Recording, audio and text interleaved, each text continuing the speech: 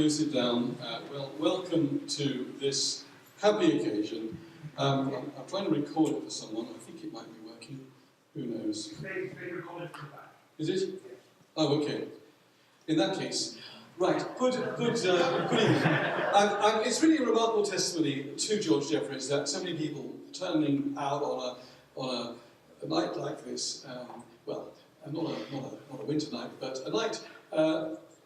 Long after he died in 1962, in February 1962, and it's a testimony to a remarkable ministry that he should draw a crowd even today. I'm happy to see folk from Elim and others. Elim was one of the denominations he founded. So what I'm going to do is, at first I've written this book, and so sometimes what one does is have a book launch. And so that is a picture of one of the meetings that Jeffreys held in the Royal Albert Hall. And as you look at that picture, you can see well, I don't know if you can see, at the front here, you can see a communion table laid out. And so what he used to do was to hire the Royal Albert Hall, and he would have 3 meetings in the course of a day.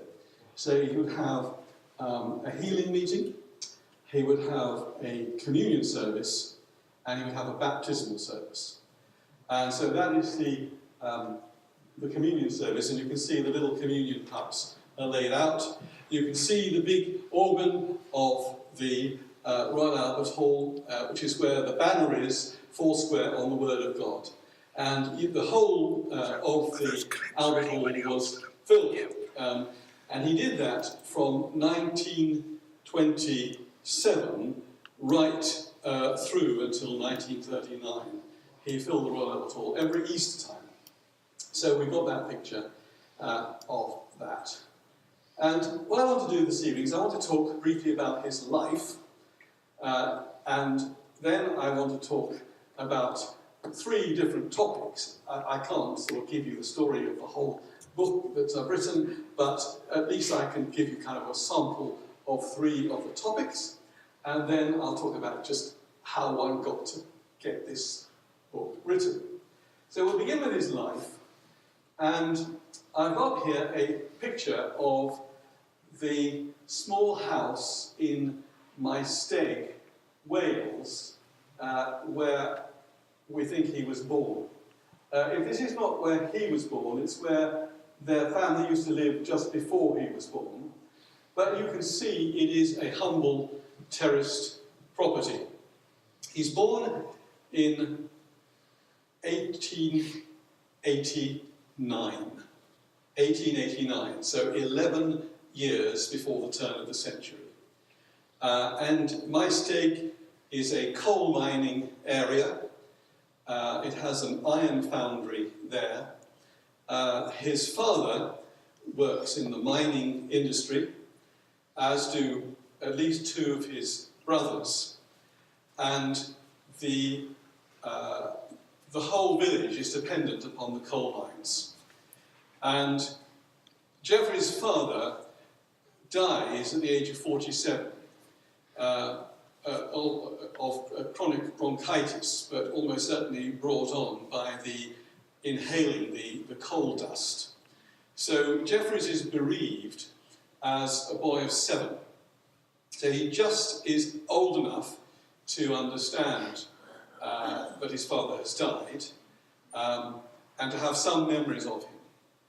But at the same time, his father isn't there for him later in life. But he does grow up with older brothers. I think he has 3 older brothers, the best known of whom is Stephen. So it's not as if he's got no kind of father figure. He's got Stephen for a start. So the family moved house several times, and the 2, what happens is that George is properly converted during the Welsh revival. I mean, I really can't spend the whole telling. There's lots to say. You could say a whole lecture on the Welsh revival, but the Welsh revival comes to Maesteg, And the brothers, who are churchgoers, go to the Welsh revival. And something like 2,000 people are converted during the Welsh revival from my stake. And the figures of the conversions are recorded in the Western Mail, the local newspaper. And Jeffreys, sees the revival. He's part of it. Whether it's Evan Roberts himself, but certainly he's part of the Welsh revival. He sees the excitement, he sees the conversions, he sees the wonder of it. And in many ways, for the rest of his life, Jeffreys wants to bring revival to Britain. And in fact, what happens is that when he forms his group, it's called the Revival Party. That's the kind of group of people he tours the country with. So revival is absolutely heart and soul to Jeffreys. He goes down, he leaves school at the age of 11 or 12, so he doesn't really have any secondary education. So you already have had more education than he had. He leaves school early and he goes down the pit. And he works, because he's so young, he works as what's called a door boy. And we know this because we have got the census. You know the census where you count the people? Well, the census forms show what people did. They give the profession. And so we know what George Jeffreys did. He was a door boy, which meant that he had to sit in the darkness down the pit and open a door to let the men or the donkeys through, pulling the little coal carts. And they did this because they had to control the ventilation in the mine shafts, and so you needed these young boys, too small to dig the coal, but able to open the doors and close the doors. So he goes down as a door boy, and then his mother gets him a job working in the co-op. But after his conversion, he goes with his pastor, Glasnant Jones, Glasnant Jones, and he learns really his preaching business. To start with anyway, he learns testifying in the open air. And so you have got this young man, aged 15, 16, learning to testify to the hard-drinking, hard-swearing miners about the conversion and his salvation. And he is baptized in water, he's baptized in the Spirit, and he then starts to launch out on his ministry. And this is an early photograph of him.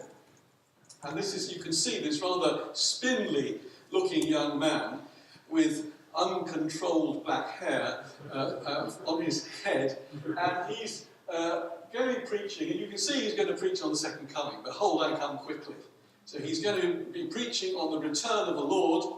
And actually, if you look behind him, you should be baptized with the Holy Ghost and with fire. So that's another text. So he's going to be talking about the second coming and the baptism in the Holy Ghost. And that picture, I think, is taken in Ireland because that's where he's going to go with his ministry early on. I'm just going to look at what happened to my notes? He's going to go to Ireland and... Yeah, I don't know where they've gone. Oh, there we are. So he's going to go to Ireland, and you're going to see that in just a moment. So what happens is he goes to Ireland and he forms what is called the Elim Evangelistic Band in 1915. So that's the very first Elim Evangelistic Band, and you can see, that's the date, 1915, and you can see that it's during the First World War. He's in Ulster, and he's got just the five of them, and they live pretty much collectively. So they share the offerings from any meetings, they eat together, they stay either in the same property or in adjacent properties close by, and they are a band of brothers, well, and sister. In fact, that's Margaret Spade. She marries one of the men there. Which one she marries. And at the front you've got Jeffreys. You see he's wearing a clerical collar, partly because during the war you didn't want to be conscripted into the army, and so if you wore a clerical collar, it was you didn't have to be conscripted. And so he's in Ireland, he's got a clerical collar on. You don't normally see the clerical collar, but right at the beginning of his ministry he's wearing that. And then the other person next to him is Robert Darrah, who is an Irishman known for his brogue and his humour, but he's the song leader, so he's a good song leader. And they go and they preach in Ireland, and the idea is to bring Ireland to Christ. It's a simple idea. Ireland then is a united country. Remember, the partition hasn't taken place, so they expect to evangelise down into the south as well as in the north. The north in the Belfast area, more industrialised, the south more rural, and they successfully preach, and they start to found churches. And by about 1920, they have something like 15 congregations in Northern Ireland. He starts a magazine called the Evangel, and I've got a couple of early issues there. The first one, you can see 1920 is volume 1, number 2, and you can see it's quite a simple thing. It says a quarterly record, so it's every 3 months, and it's going to be a news sheet, really speaking about the work in Ireland, and it's going to have articles and just encouragements and news for the people. And then, as the work spreads, and the next one there you can see is a bit bigger, more complicated, more pages to it, and that's 1929. So anybody interested in journalism would be interested to see the development of this particular method of communication. You can see it's become more complicated, and you can see underneath the Evangelist says, and Foursquare Revivalist. So he is making clear now, he is preaching on Jesus as Saviour, Healer, Baptizer in the Spirit, and soon coming King. So right from that early point, he's preaching the fourfold gospel. And if you notice on the first picture I showed you, it said Foursquare on the Word of God. So it's got this, the gospel, it's centered on Jesus, and there are 4 things about Jesus I'm going to tell you in this gospel. He's your Saviour, he's your healer, he's your baptizer in the Spirit, and he is your soon coming King. So he's going to preach that. And then the Evangel becomes even more substantial, and you can see a colour version there. That's slightly later, that's 1931. But the picture on the front is something I want you to look at, because that is the Crystal Palace. Now, if you are a football supporter, you'll have heard of Crystal Palace. If you are a Londoner, you'll know there is a stop called Crystal Palace on the Underground map. And that Crystal Palace is called a Crystal Palace, like a giant glass house.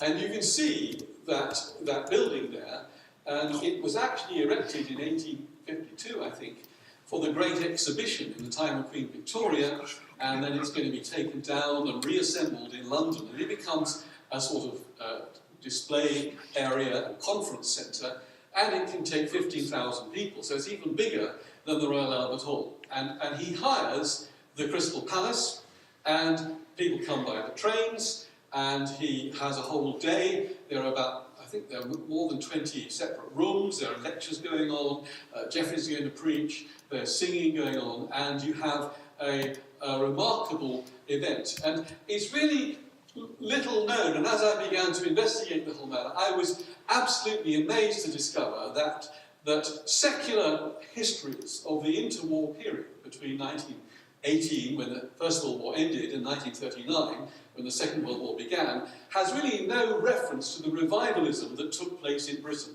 So you have really large crowds, and these are reported, the Daily Express reports, the Daily Telegraph reports, the News Chronicle reports. The newspapers of the day report on the conversions that take place. So Jeffreys is going to make a huge impact where he goes. And perhaps I'm cutting out parts of the story, but really what I want to say to you is that he becomes a preacher attracting large crowds. He comes across from Ireland to England after the war, and he talks about invading England.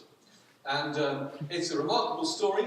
They come across from Belfast, they've got the Irish churches behind them.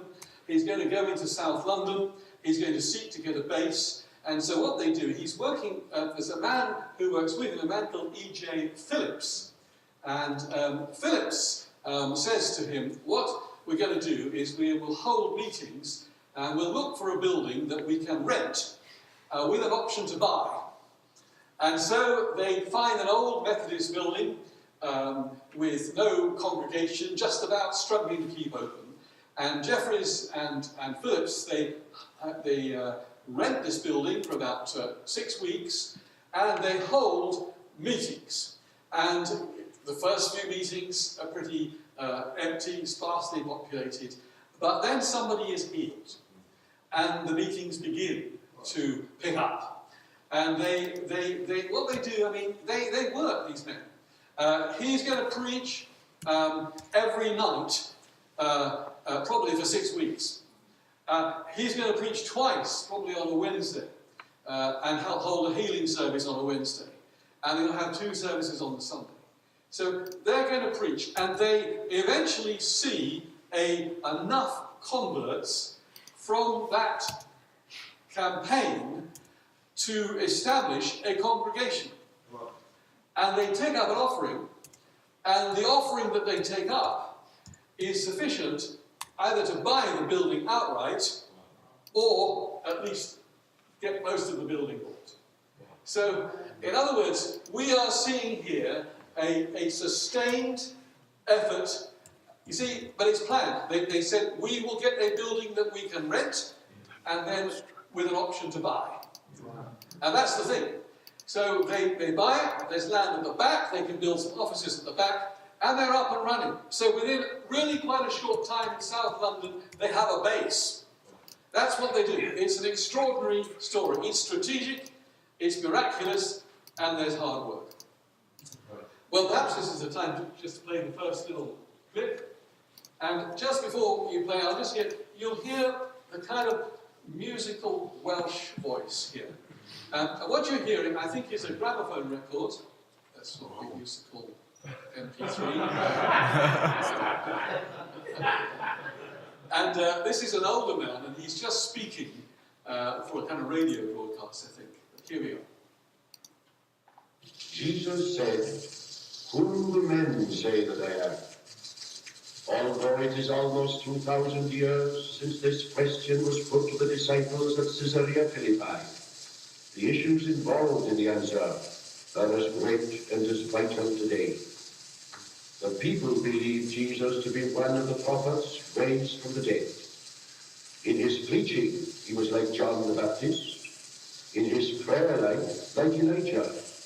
In his compassion, like Jeremiah, the weeping prophet. John they had seen and heard, and the Old Testament prophets were familiar to them, for their characters were clearly portrayed in the sacred scriptures. Evidently there was some striking characteristic in each of these good men that found a counterpart in the life of the Nazarene. Jesus was indeed the embodiment of all that was good and noble in the others, but he was more than man. He was God manifest in the flesh. He was the Messiah who had come to earth to reveal God to the sons of men, and to die, not the death of a martyr, but to atone for the sins of the world. Speaking reverently, he was what he claimed to be, or else he was not a good man. Furthermore, if Jesus was not the Son of God, he was either a deceiver or a mistaken fanatic. Listen, did he not claim to be able to satisfy the pangs of spiritual hunger by saying, "I am the bread of life, he that cometh to me shall never hunger"? Did he not offer to quench the thirst of the parched soul when he said, "Whosoever drinketh of the water that I shall give him shall never thirst"? Did he not declare that he held the keys of the prison house of death? Listen to his words. "I am the resurrection and the life. He that believeth in me, though he were dead, yet shall he live." Did he not claim to be the one and only entrance into the kingdom of God? when he said, I am the door, by me if any man enter in, he shall be saved. The words of Jesus of Nazareth were stamped with divine authority just as much as were his miracles. Peter's immortal reply to this vital question is the only one that can be given by those who would possess the life that is eternal. Thou art the Christ, the Son of the living God. Amen. Amen. Just you can hear this. He's not shouting at you. No, he's not messing about. It's kind of very dignified, clear, measured. And that characterized the Pentecostalism of George Jeffreys. It was revival, but it wasn't chaos. He prayed for the sick, but he did it in an orderly way.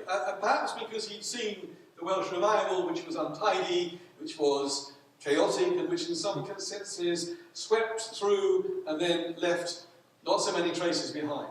So the Jeffreys approach is rational, logical, dignified, sincere, but there is a passion there. There he is preaching, another picture, a fairly young Jeffreys, I don't know exactly how old he is, and you can see the people sitting there in front of him.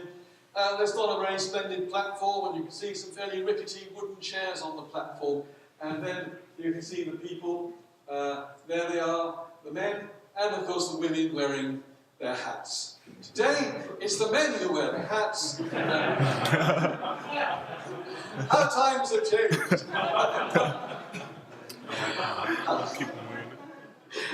So, here we are. Sometime in the 1930s. He acquired a car. This is the first car he acquired. And this is the kind of gospel car. And what this shows is, this is 1927, I think. And this shows you where he preached up and down the country. And basically, he went in the car, and he went up and down. And you can see he's going to the south coast. You can see, if you could see, there's the tent on the south coast by Bournemouth. There's still good Pentecostal churches down there in Bournemouth. There's a good Elim church down there in Bournemouth. Then you can see he's going up to London. And then again you can see somewhere in the Manchester area another tent. And then further up he's going to Carlisle, he's going to Glasgow. And those pictures are actually the pictures of the places, the buildings that they bought. So they're buying buildings and they're setting up the Elim movement. And on the front of the car, it says, there's a banner that says Healer, and then on the other side says Coming King. And there's a picture, I've got an actual photograph, and you can see he's going off from the college that he set up, and there are the students waving goodbye as he's off on a ministry trip. So he's about to go out, and you can see they get round. It's an old car. I mean, it's up to date for its day, but it's an old car. And off they're going to go. And then the man next to him, I have to bring into the story, is a man called John Leach. And John Leach is a judge. And he is a legal man, legal expert. And Jeffreys has met John Leach in Ireland. And John Leach is going to be influential on Jeffreys, but not necessarily in a good way. And we'll say more about that later. But Leach becomes a person involved with Elim. There's a picture of the Royal Albert Hall in 1927, just another picture. And you can see it's a double-page spread, and you can see the place is jam-packed. We have contemporary accounts, we have newspaper accounts, as I say, from the national papers, who are, you can see, the audience mesmerised, 1 penny, it's the cost of a newspaper, the audience is held as they preach. And what impresses the press is that people are baptized in water, something they haven't seen before, in the Royal Albert Hall.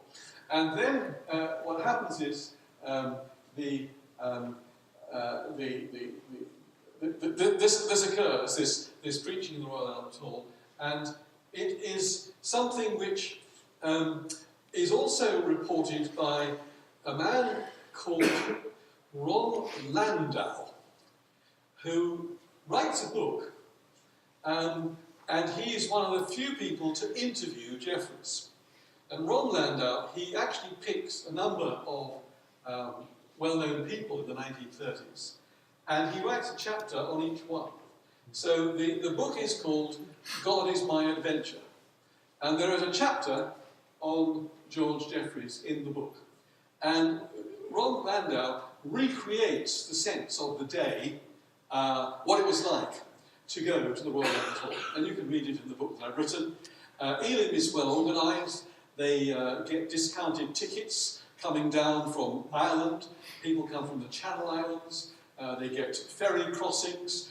They hire trains to bring them from Newcastle. And people come down to the Royal Albert Hall. They're going to stay there for the weekend, have Easter in London. They're going to hear George Jeffreys preach. They're going to meet together as an Elim family, and they're going to enjoy the blessing of God. So it's exciting, and they come with their picnic lunches, the Royal Albert Hall, and their oranges and their chocolate bars, and they're going to come and they're going to spend the day.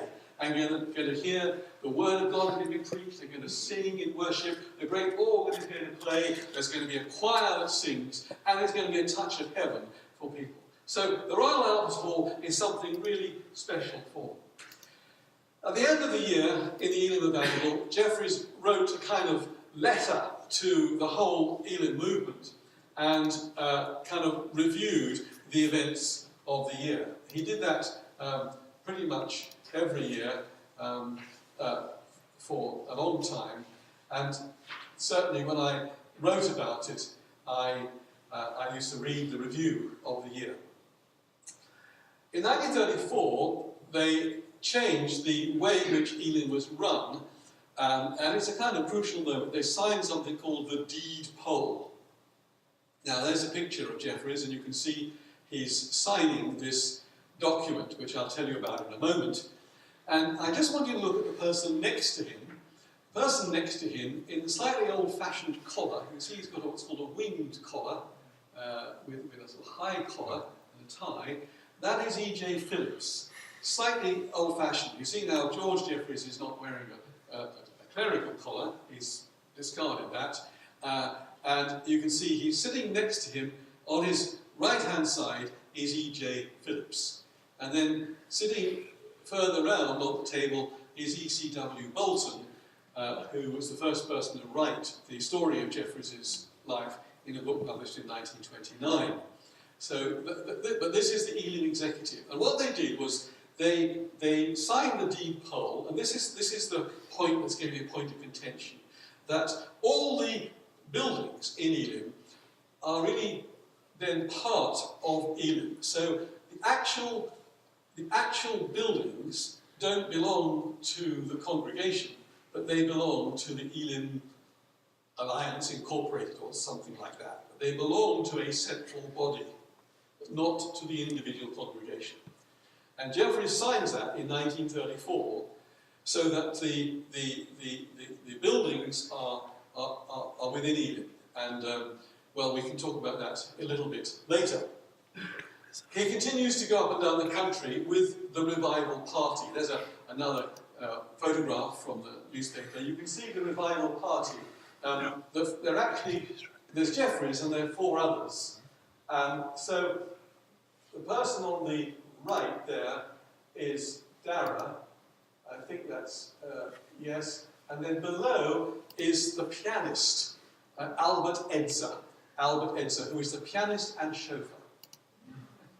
He drives the car and he plays at all the meetings. And then the person at the top is McWhirter, who is the organiser. So McWhirter goes ahead, makes sure the publication, the advertising, the leaflets, all the chairs. So Jeffries will say something like, I'm going to be preaching here at Hull. I'll need 1,000 chairs there, please. And we'll need a baptistry as well. Can you organise it? Worthing will then contact Phillips. Phillips will get the lorry and get the chairs sent up, get the baptistry sent up, and get the publicity material sent up. They'll hold the meetings, and then Jeffries will say, well, I was going to stay a week, but I'm going to stay 2 weeks. So can you cancel the one that we're going to do in Blackpool and tell them we'll be a week late? And change all the advertising and change all. So you can see what he's doing is he's kind of making it up and organising as he goes along. And that requires the backroom boys. So it only works if he gets good organisation behind him and people, and if the offerings are not enough to cover the cost of the place they're hiring, then they're going to have to subsidise it from elsewhere. If it is enough, then it will help to pay for the next place they go to. So the money is coming in, the money is going out, they're buying buildings, they're taking mortgages, they're planning ahead. It's a complicated life that they are living. Well, the story of Jeffries is not going to be entirely happy, because in 1940 he's going to leave Ealing, and he's going to leave Ealing in 1940 on the issue of, so he says, on the issue of the ownership of the buildings. He's going to say that the buildings must belong to the people who put their hands in their pockets and paid for them. So it's not right, he's going to say, that Ealing should own the buildings. And this becomes an argument.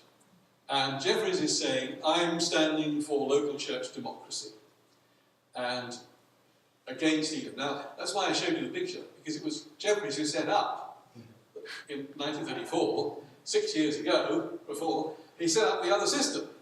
And now he's changing the system that he set up. And he sets up another group called Bible Pattern. And I just think you can see a little bit about this actually is a magazine, called Bible Pattern magazine, 1950. And I'm going to come back to that in a moment. I've got another picture here.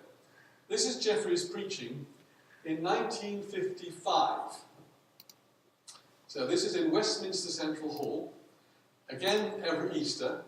He's not at the Albert Hall, but he's at Westminster Central Hall. This will hold about 2,500 people and not 10,000 people. So even in 1955, at the age of 66, he's filling the Westminster Central Hall in London. I mean, it's still there, Westminster Central Hall. And that's an Easter rally, Easter convention. And you can see the place is full from top to bottom, the balconies, the lower floors, it's full. And Jeffries is continuing to do what he does. He's drawing the crowds, he's preaching the gospel, he's baptizing people, he's praying for the sick, he's doing everything that he's done before, but he's left Ealing. And as I say, we'll come back to that. And he set up this other group called the Bible Pattern Fellowship. Well, he dies in 1962, and that is the memorial number of 1962, and that contains obituary notices and a kind of tributes and an assessment of his life. And there he is. That's probably taken 10 years before he died. And you can see he's become a kind of silver-haired figure. The young lad you'd seen earlier standing in the tent with those chairs has become a rather more, like a banker, a sort of more sedate figure. But there he is. So, that's the outline of his life. From the coal mine to the Royal Albert Hall. From the coal mine to building up Ealing and the great revivals through to 1940, then the war years, and then the second half of his life building up another movement called the Bible Pattern movement. Do you want to get another extract? Yeah. Yeah. Okay, is it different? Yeah. Never men spake like this man. The officers who were sent to arrest the preacher of Nazareth were committed to no ordinary task. The power of his word was irresistible. All human authority seemed to wane in his presence, and instead of arresting him, they were confessedly arrested themselves. True, his message was simple, and his language that of the common people. But they were clothed with divine unction and confirmed by signs and wonders. The blind saw, the lame walked, the deaf heard, the dumb spake, and even the dead came forth at the sound of his voice. For illustrations, he used the wheat in the field, the birds of the air, the prodigal son in the far-off land, and the sheep that had strayed.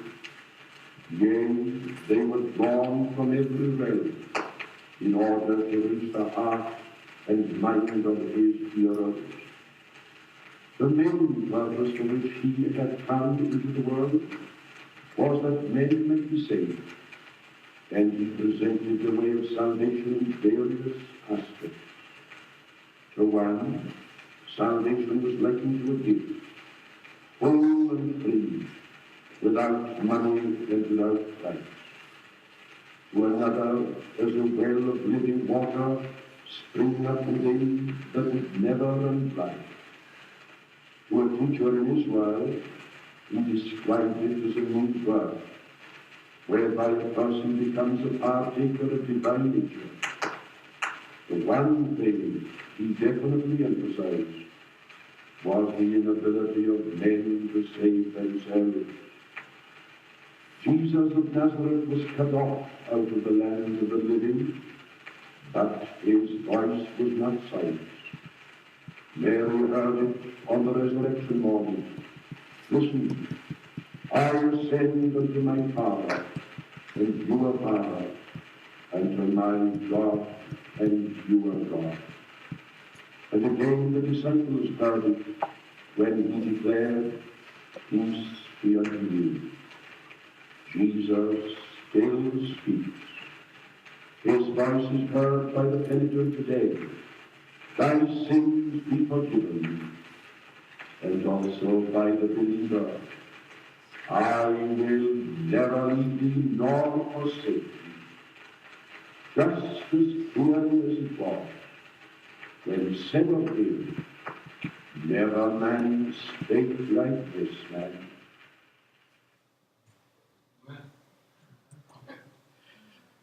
Yes. Well, I'm going to talk to you just for a moment about one of the high points in his ministry. I'm going to talk about the great city of Birmingham. Wow. Especially for Jay.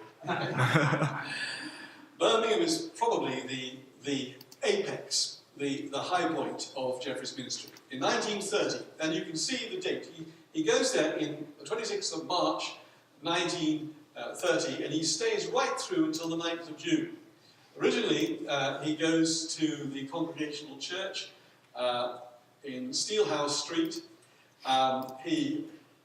Same pattern, somebody is healed, people are healed, more people come to the meeting, and so he hires the town hall. So that's the second building. So the first building is just to show you what Birmingham looked like in the 1930s. I've got a bus and a few people, and there we are. But it's the second city of Britain. It's an industrial city. It's a city where they make things. It's a manufacturing city. And it's also a non-conformist city. So there are Baptist chapels and Methodist chapels and congregational churches as well. So it's a strongly non-conformist city, but it's also an industrial city. And so that's the top picture. Then the second picture is the town hall, I believe. And he takes that, and that's got 2,500 people there, 2,000 seater, and he stays there. And then eventually that's too small as well, and so he hires the ice rink. And the ice rink has got all modern conveniences like food and and so on, and they take the eyesight, of course, and they put the chairs down, and they have meetings there for some time. In fact, the meeting is extended. So you go from March. Now, he'd only expected to stay perhaps at the beginning of April, but it goes right through May, and then it goes right into June. So you can see the meetings are extended because the numbers of people are so great that they simply can't stop the crusade. So he didn't book for that length of time. He booked for a week or 10 days. But the numbers and the crowds are such that they have to keep going, and they have to keep going to a bigger and bigger venue. That's the point. So this is 1930. So he manages to preach this crusade, you see. And this is the point. He's staying there and praying for the sick. He's staying there and preaching the same gospel. And the Anglican bishop, a man called Bishop Barnes, is a sort of early version of the modernist Anglican bishop who doesn't believe in the resurrection. So this is an early trouble in the Anglican Church here. So Bishop Barnes opposes the revival and opposes the coming of George Jeffreys. And in fact, he holds a march going down the street to try to draw attention away from the Jeffreys meetings. And so Jeffreys is preaching the supernatural nature of the gospel. It's the gospel that Jesus is born miraculously, his ministry is miraculous, he is raised from the dead miraculously, the whole of Christianity is miraculous, and Bishop Barnes has got it wrong. So he kind of preaches through, and eventually some of the other churches, which have been telling their people to stay away, decide to attend the meetings to see what happens. And when people see what happens, and it's not raving, then, as I say, the crowds continue to come. And you can see that as a result of the Birmingham meetings, 3 separate Elim congregations are planted. So, on the basis of that campaign, he leaves behind 3 congregations, which I believe are still there to this day. Am I right? Yeah. Yeah, they're still there. So, still there. I mean, that is the thing. You plant a tree and it's bearing fruit, all these years later, 87 years later, and the tree is still planting, bearing fruit. That's an extraordinary thing. That's said to be over 10,000 converts. Of course, the numbers are difficult to assess, but that's the number that is assumed to be the case. So Birmingham is seen as the kind of, he's actually just come from Cardiff, where similar things have happened. He goes to Birmingham, he must be exhausted, but he keeps going, and he preaches this extraordinary campaign. And Birmingham benefits, the second city of the country. So that's one topic I wanted to see. It's an example of a great campaign. There are others I could have picked. I could have picked Cardiff. I could have picked others. But that's one that I want to leave with you. I want to talk for a moment on Jeffreys' eschatology. That's his belief about the end times. And this is something that both George and Stephen believed. And it's a picture there of General Allenby. Now, I don't know how well you know your history, but in 1917, the British Army is engaged in war, fighting the Ottoman Empire, which is the Turkish Empire.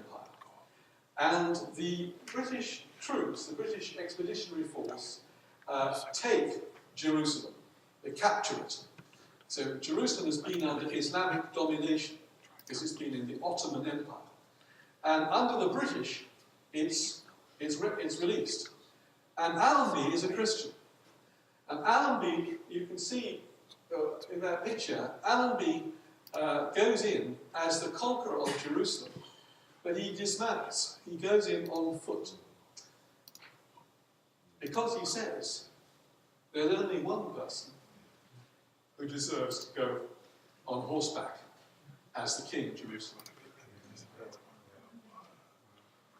So Allenby goes in, and soon after that, you can see the Balfour Declaration has just been made by Arthur Balfour, who's, I think he's the Prime Minister, Her Majesty's government view with favour the establishment in Palestine of a national home for the Jewish people and will use their best endeavours to facilitate the achievement of this object, it being clearly understood that nothing shall be done which may prejudice the civil and religious rights of existing non-Jewish communities in Palestine or the rights and political status enjoyed by Jews in any other country.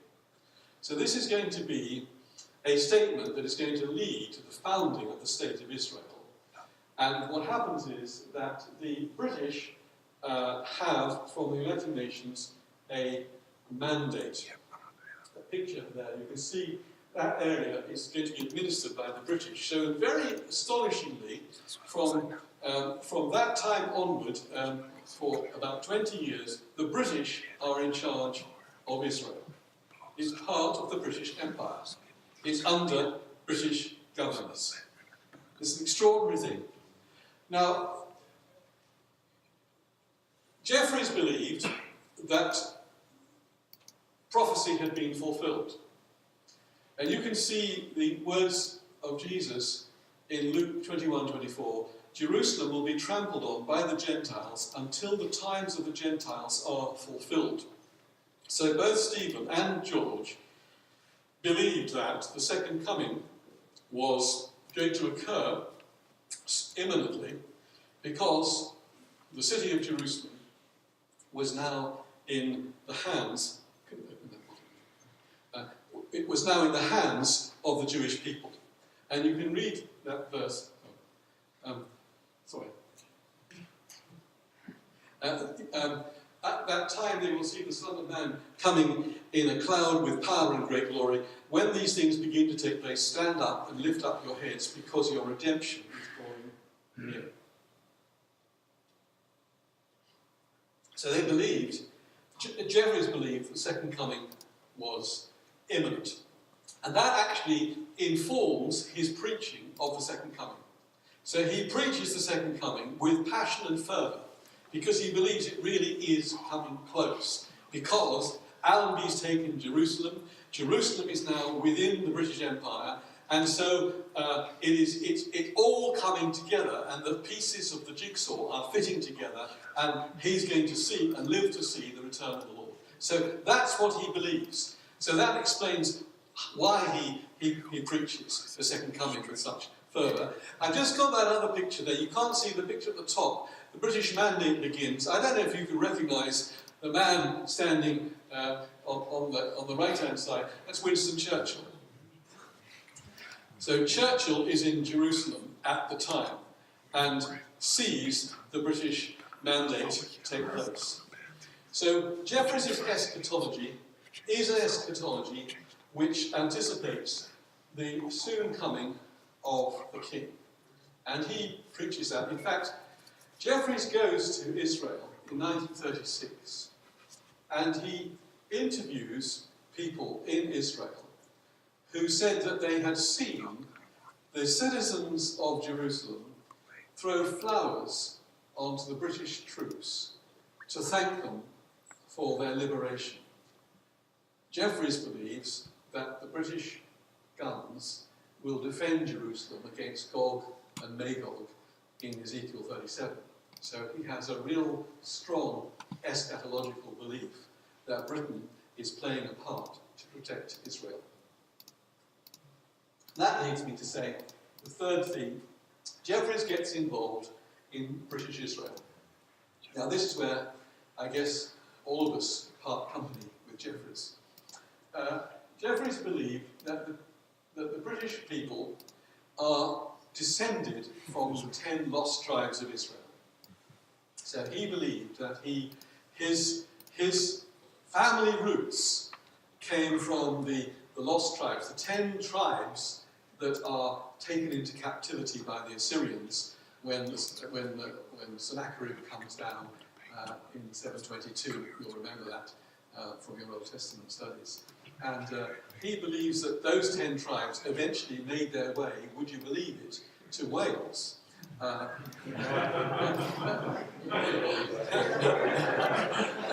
to Ireland. Some of them got to Ireland. So he believes. Now, the person who gets him into this is John Leach. John Leach is into the British Israel in a big way. And this really is part of the difficulty, because Jeffreys gets more into British Israel, and the rest of Elim disagree with him, and so there's going to be a parting of the ways. And really, from my reading of events, the reason that Jeffreys left Israel is because Elim wouldn't go down the British Israel route. They didn't accept it, so he left. And so Jeffreys founds this other group, the Bible Pattern Group, which has a British Israel dimension, although it's not a... he doesn't believe that you only saved if you're a Jewish person. He says salvation is by grace and not by race. So he's quite clear about that. He never undermines the doctrine of salvation, but he does get involved in BI. Well, those are my three themes that I mentioned to you. I mentioned Birmingham, I've mentioned eschatology, and I mentioned BI. I want just briefly to say, as you can see, he splits from Elim in 1940. Very difficult to campaign and hold big meetings during the war when you're being bombed. Buildings are burning, petrol is short, railway lines are being damaged, blackout causes difficulty in travel. You look from above, from the aircraft, whole land is in darkness below. So difficult to hold campaigns. But he does, from 1940 till his death in 1962, that's 22 years, he does work as hard as ever to seek to build up an alternative group to Elim. He builds up the Bible Pattern churches. He has about 60 churches, and he founds another magazine, there it is, called The Pattern. And Elim is absolutely bereft when he leaves, doesn't know what to do, but eventually learns to recover. And the Bible Pattern churches, when he dies, they disperse. And basically, some go back into Elim, some go to Assemblies of God, and some remain independent. But there's not much left of the Bible Pattern today. Now, I'm going to talk to you a bit about I decided to write about Jeffreys. And I want you to take in your mind the idea of painting a portrait. So I decided to paint a portrait of Jeffreys. And I wanted to paint him in the round, and I wanted to paint him against the background. And so I want to paint him against the background of his day and generation. That's why I got there that picture of 1914 to 18. He lived through the First World War. Did you know that if you were on Hampstead Heath in London, you could hear the guns being fired across the sea in Belgium? I mean, now Jeffreys himself went back to London occasionally during the war. He spent much of the time in Belfast, of course, but he lived through the First World War. He saw the hunger marches of the Jarrow marchers, the unemployed people of the 1930s. And then he saw the 1940s and the war all over again and the effects of the war. So I wanted to paint a picture of Jeffreys against the background of his day and generation. To me, you can only understand it if you see the background. You've got to understand. They see what's happening across the water to Jewish people in Germany. They see what's happened to Israel in 1918 with the Balfour Declaration, and then they watch the coming of the war. They think they really are on the brink of Armageddon. They really think that it's coming to the end. In fact, at one stage, Stephen Jeffreys speaks about the judgment of God falling upon London, and when the city is burning, the judgment of God on a kind of pleasure-seeking city. Now, most of us wouldn't quite read it that way, but they saw it in that way. The Jeffreys brothers were passionate in their belief that they were absolutely in step with eschatological events. And you can only really tell that if you know what the background is. So that's what I decided to do. And so in the book that I've got, you'll see that most chapters do give you deliberately some of the background to the day of whatever is happening at that particular year. And then I told you that there is material which is it's the equivalent of the Donald G. Centre, but it's of Ealing College, and it's called the Desmond Cartwright Centre. And you can see those files. Those files are full of letters between George Jeffreys and E.J. Phillips. So we've got handwritten letters from Jeffreys to Phillips and their replies. Here's one to see. Now, I don't know how well you can see that. This is written on a scrap of paper in 1925. Dear Cardinal, it starts. Jeffreys had a nickname for Phillips, called him Cardinal.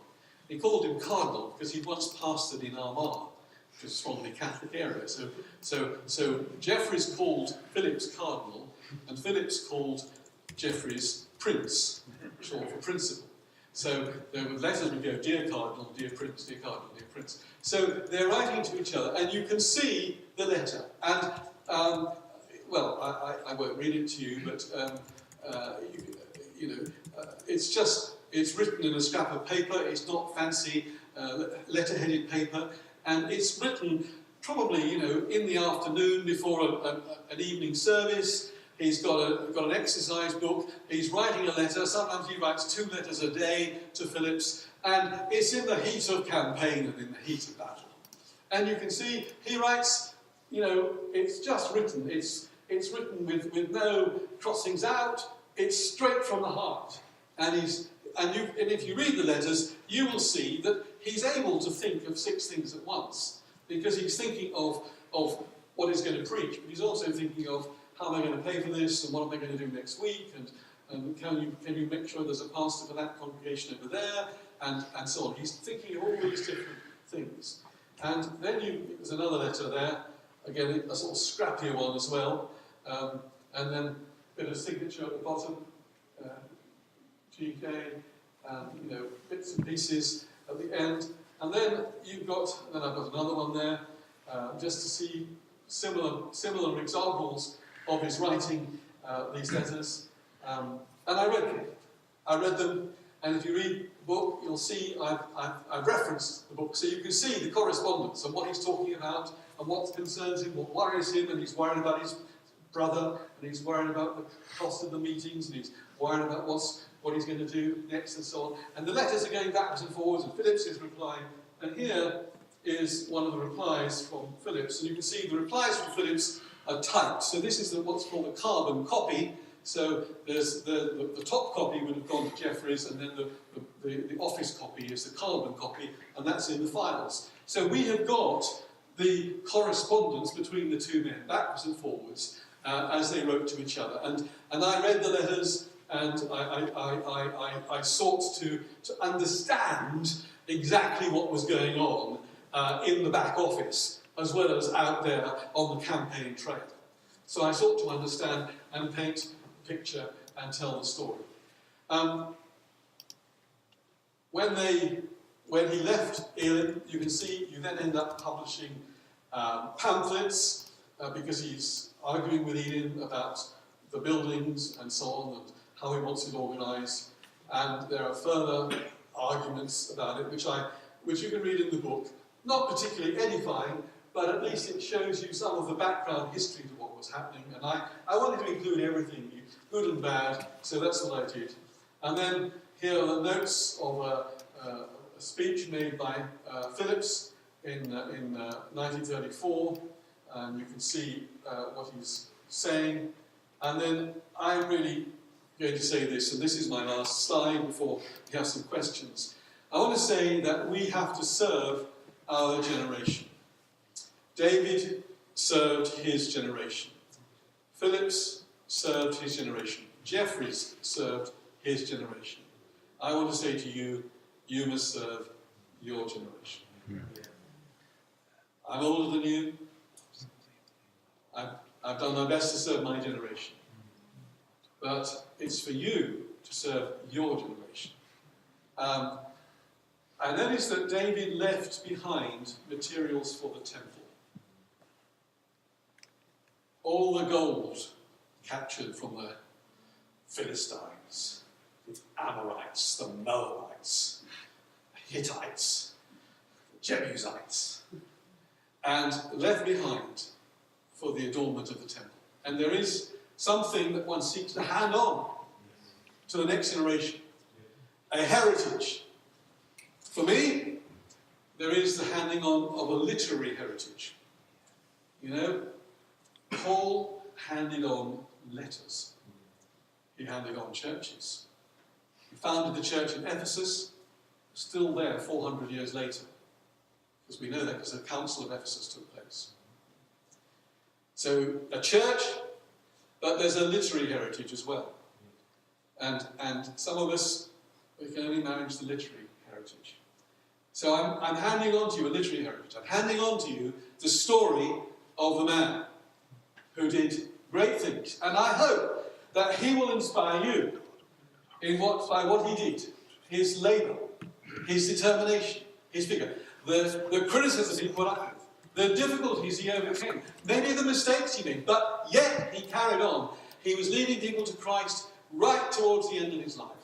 And I want to say to you that if any of you are inspired by this story, then, hey, the writing of it will be worthwhile. Yeah. And let's not forget that we stand on the shoulders of giants. Yeah.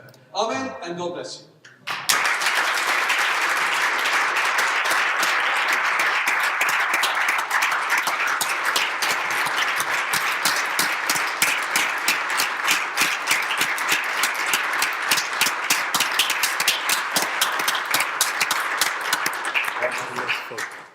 Thank you so much. What we want to do is we've got a little bit of time, and just to open up for one or two questions that you might have or comments you might want to make that can just help us, and the professor will seek to answer them as best as he can. Let me go first, if I may, and then I'll be a roving mic. Are you insured to sit on that? Yay! Yes. I remember Dr. Neil Hudson, who is an Elim, I think he's still in the ministry, isn't he, at Salford, and was at Regent's, which is, as we all know, the second best Pentecostal Bible college. But I remember him speaking about Jeffreys, and he said this: one of the issues that Jeffreys had was that he lived permanently in revival, because he comes to Christ in the Welsh revival. That's how he expects Christianity to be, and then sees extraordinary signs and wonders and things, right up until the day of his death. And Neil Hudson once, I just recall him commenting that for Jeffreys there was a frustration that not everyone saw it his way, So could you comment on, just to sort of kick us off, comment on the sense that Jeffreys was, so successful as an evangelist and a church planter in terms of, the gifts of the Spirit, Pentecostal experience? I just want to say, I actually call this book George Jeffreys, Pentecostal Apostle, because to me an apostle is a person who plants churches. I mean, that seems to me to be the primary function of an apostle in the New Testament. And that's what Jeffreys did. And he planted that out of his life. Now, did he live a normal life? No, he didn't. I mean, he lives, in a sense, as they say, in alternative space. He's living, I mean, it is, after a bit, it's like being a celebrity. Everything you do, somebody's watching you and taking a photograph. You can't go into the shop because, someone might recognise you. So I think celebrity culture today is kind of what Jeffreys would have felt And he has the revival party around him, like a kind of family to protect him. So he keeps the same chauffeur for something like 30 years, the same pianist, the same song leader. So they become like his family. He never marries, he doesn't have any children. He lives this life with the revival party, who are like his brothers and his family. And I'm not particularly answering your question very well, but I'm trying to say that he does live in revival. That's how he sees it. He sees that's how he must live, and that's how he does live. And he doesn't change what he does. I mean, there are reports of him leading people to Christ, right at the end of his life. He was a personal soul winner, just like a Billy Graham or whatever. He lived that life.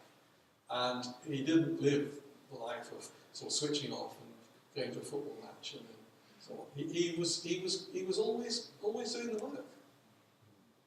Yeah. We can probably hear you, can't we, without the mic, so feel free to stand up. Kingsley. Professor, thank you very much. I've been inspired greatly. But at your end, you mentioned even though he had challenges and sort of persecutions and struggles for self-examination, and that kind of touched me a lot. That if Jeffrey, as he is, also had persecutions and it still impact his generation in a positive way, I can do that as well, and everybody can. But if you would mention some of the practical challenges that he faced, some of the persecutions. Right, certainly. Well, one of the things that happened to Jeffries is that he discovered that he had diabetes. So he's in hospital for I don't know how many weeks. He collapses in a diabetic. We don't know what treatment he had for diabetes. We don't know what happened, but we know that he had diabetes and that he's hospitalised for a number of weeks. So that's one of the challenges. And that's kind of embarrassing for a healing evangelist to be sick, and yet, and everybody is kind of not quite sure how to interpret this. Would he believe in the atonement? His doctrine of healing is slightly more elastic than that. Interestingly, his doctrine of healing is, he talks about natural healing of the body by itself. In other words, if you are sick, well, maybe you just need a rest. Maybe you need to have, eat better food. So he has, at the end of his books, he wrote 2 main books, but there's a question and answer session at the end, and there are questions about healing. And he's not dogmatic on the subject. He believes in healing, absolutely, but there's a kind of flexibility there that wouldn't have caused him to be sort of living under condemnation for having diabetes. That was one of the difficulties. Another difficulty he had was that he was attacked in the newspapers on one occasion. There was a magazine called John Bull, run by a man called Horatio Bottomley, strange name. And Horatio Bottomley was, I was going to say he's a sort of Donald Trump figure, but he wasn't president. He was a very, he was a flamboyant, extravagant figure. He had been a member of Parliament. And he attacked Jeffries, and he attacked him for being a quack and a trickster and so on, and published articles. And John Bull had a circulation of about 2 million a week, I think that's right, 2 million a month. So it was a big production, and this attack in the press comes out, and Elim has to know how to handle this. So he's got diabetes, he's attacked in the press. That's 2 examples. In your research, you've obviously got under the skin of George Jeffries. If you were able to put his motivational passion into words and speak to us tonight, what would he say to us that was his heart passion, his motivation? There is a quotation from Jeffries something like, and I quote it, I can't remember the exact words, but it's something like, I wanted to impart to you the love of Christ that drove me forward. Something like that. And this sense of that in the end, he preached a very Christocentric gospel. It's a gospel about Jesus. You know, it's not an abstract about the Creator. It's the four-square gospel, and each is something that Jesus does. So it's very much a Jesus-centered gospel that he's preaching.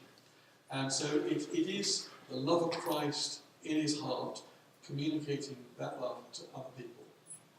And there are descriptions of him praying for the sick, and they are very moving because he's quite undramatic. You know, he goes and he just prays for a sister here, and the Lord bless you, touch your sister, then goes to the next person. And he comes down off the platform of Royal Apple, he just walks among the sick people, and there are people there, you know, on stretchers, and you know, with calipers, and you know, paralysed people with tuberculosis, and they're bringing them in. I mean, and he's walking down, and he's just touching them and praying for them, praying in tongues sometimes. But it's very, very unforced. You know, he's not a showman in that way. He's quite, you know, quiet. And I would think that would be something that is you know, he would want to impart to you. If you read the chapter on the Royal Albert Hall, it tells you that. Matthew. William, do you think the days of kind of extended revival meetings like Jeffries had, do you think they're over in Great Britain, or could they return? Well, that is a good question. Maurice Renaud tried to preach at Kensington Temple, and he was brought under legal attack by handicapped people for making false declarations about healing. So I think there are issues today along that line. So I think that is a difficulty. Having said that, I mean, Holy Trinity Brompton has filled Royal Albert Hall, and they've done, you know, Leaders' Days with Mickey Gumble. So I think the days of big meetings are not over, but I think those kinds of meetings may be more difficult to arrange. And one of the things is that we have a National Health Service, and they didn't have that in those days.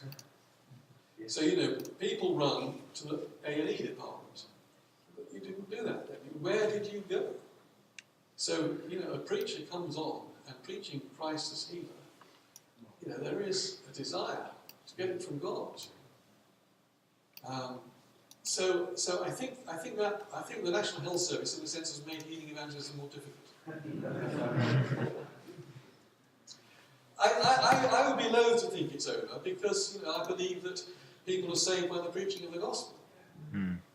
So I want to say, you know, when I was a young man, you know, the gospel was preached every Sunday night. I heard the gospel preached, and I thought, why am I here? I know the gospel, I believe it, I've been saved. But every Sunday night, and people brought, now, whether we could do that still, I don't know. But I want to say, surely we ought to try it. Why? We hired the town hall in Redford. We got Philip Urquhart in about 15, 20 years ago. Fill the town hall. You get J. John in, see what happens. You know, I mean, why not? That would be my message. Yeah. Get John Andrews in, ask him to preach the gospel.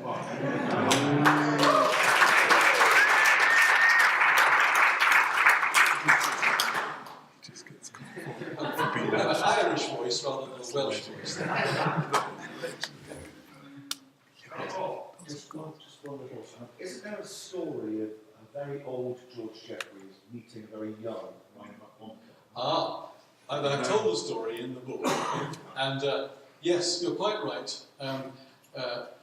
Reinhard Bonnke went to study at the Bible College of Wales, which is in Swansea, and he tells the story. In fact, he tells it twice in two of the Bonnke books.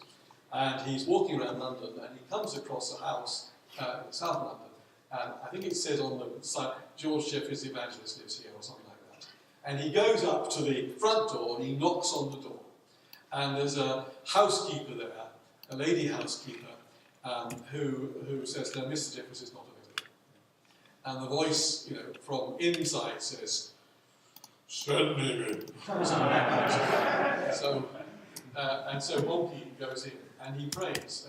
Jeffreys, he describes it in two ways. He comes downstairs and he's obviously an old man. He's sort of holding on to the banister and he's coming downstairs. And then he kind of, this is probably, I think this is about within a year of his death. And he prays for Bonky. And Bonky is completely, flattened. And comes out feeling the torch has been handed on. So I would say, and here Dawn's father also was prayed for by Jeffreys in the same way. So Dawn's father is an evangelist, David Williams. And so, yes, that is a story that's there, you can read it, and it is a handing on of the torch. So, amen. I believe Bonky's version is on his way back to Germany. By the time he gets home, his father tells him Jeffreys is died. Now whether that's... I think that's right. I mean, well, it's just that Bonky tells the story in twice. So it's slightly different. But I think you're right. I mean, it's not substantially different, but slightly different. A few more details in one than the other. But yes. But anyway, there you are. So I would say, let's see if we can stir the cities, the big cities of the UK. Let's see what happens if we hire a hall and preach every night for 3 weeks. Let's see what happens. I think these men, father was a coal miner. They worked hard, and then they weren't afraid of getting out there and giving it all they've got. So I would say, let's see what happens if we communicate the gospel with vigour in the days to come. Amen.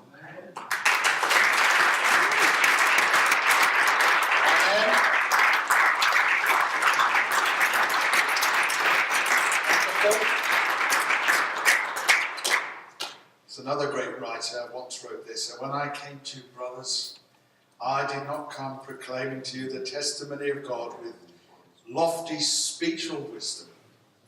For I decided to know nothing among you except Jesus Christ and Him crucified. And I was with you in weakness and in fear and much trembling. But my speech and my message were not in plausible words of wisdom or NIV wise and persuasive words, but in a demonstration of the Spirit and of power." We should be inspired to take our cities. Take our cities. And the same Lord will be with us. Why don't we stand together and first of all, why don't you show your appreciation again to William and thank you for